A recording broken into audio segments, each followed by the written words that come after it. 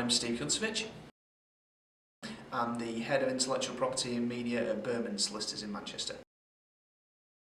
Absolutely. We're a law firm focused, like a lot of other law firms, on small and medium enterprises, but we've got some very specific expertise in the asset lending industry and invoice finance industry. Also, we're putting together a team for the creative industries, which is where I come in, really. We're a full-service law firm, and we're just looking forward to meeting people and doing work with them. We deliver practical advice. We're not afraid to jump one way or another. We leave things up to the clients to decide when they absolutely need to, but we're not afraid to attach our name to a particular course of action.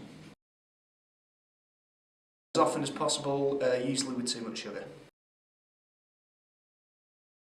So far, it's just getting to know the people. They're a really, really decent, and that's an overused word, set of lawyers and people, and just getting to know a bit about the business and get back to being in private practice again.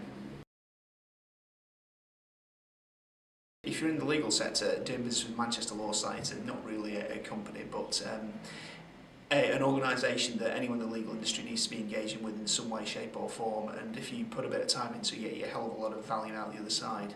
Other than that, Pro Manchester, I sit on Pro Manchester's board. We do an awful lot for the professional sector. In the creative industry, we're doing a lot to connect the creative industry to the professional sector and not feel as if they're being ripped off.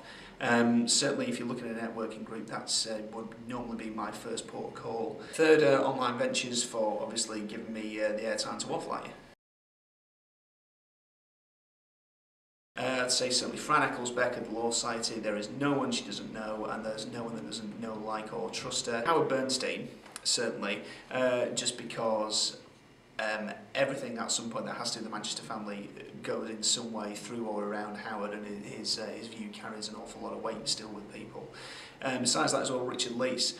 Richard's done a great job at actually connecting with the professional services sector generally, with the public generally. He's a lot more forward-facing than you expect a lot of other people in this position to be.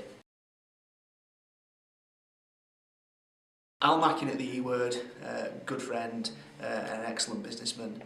Ian Hudson of Hudson Hill Consulting. Ian's a very long-standing friend who I met through networking more than anything else, and who's now godfather to our son. So if I didn't think he was nice, I certainly wouldn't have him involved in James's life. Michael Taylor, formerly of Insider, now Downtown in Business. Anyone I know who's done anything with Michael has nothing but good things to say about him, and that's testament to how much of an effort he makes to connect people with each other and the quality of an interaction you have with him. He's just one of those guys that you should have in your address book. Be straight and do what you say you're going to do. Be ambitious, because otherwise it's pointless you getting into any kind of business in the first place.